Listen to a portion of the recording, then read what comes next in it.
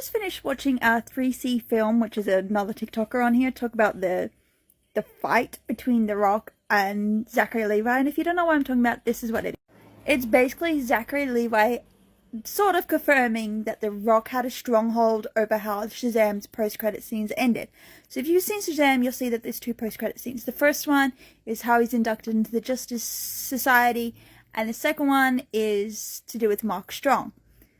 Now, I saw this bombarded over my Twitter feed, and I was like, what are you guys on about? Like, The Rock does not have that much of an ego that he's controlling another franchise. He is not controlling another superhero. Like, what sort of ego does he have?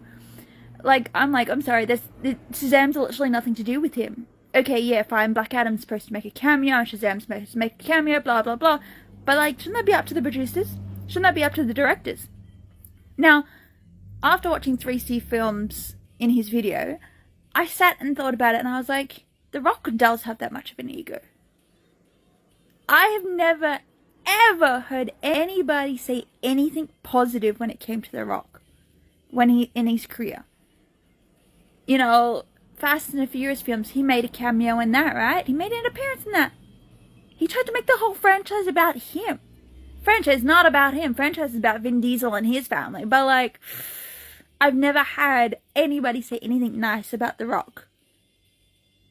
I mean, maybe there's some people who say nice stuff, but no.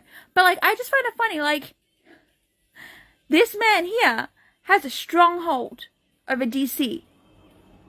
Bro, your whole film failed. I saw Black Adam and I thought it was the worst superhero film that I'd seen within that month. I saw Shazam and I'm like, no, this is just as bad. Doesn't matter whether you're on Zachary's side or The Rock's side, you gotta admit that DC doesn't know what the hell they're doing with their franchises anymore, and that's why James Gunn has taken over, because at least he's gonna be like, alright, let's move some pieces and try and rebuild this from the beginning. But I also noticed this, as someone who's been watching Zachary Levi films since she was a little girl, which is really creepy to say, he doesn't know what he's doing either. He plays little children in almost every movie I've seen him in. He has the goddamn mindset of a 16-year-old who thinks boobies are the greatest thing on the world. Okay, yes, boobies are great and all, but, like, grow up. You're, like, 40 years old, man.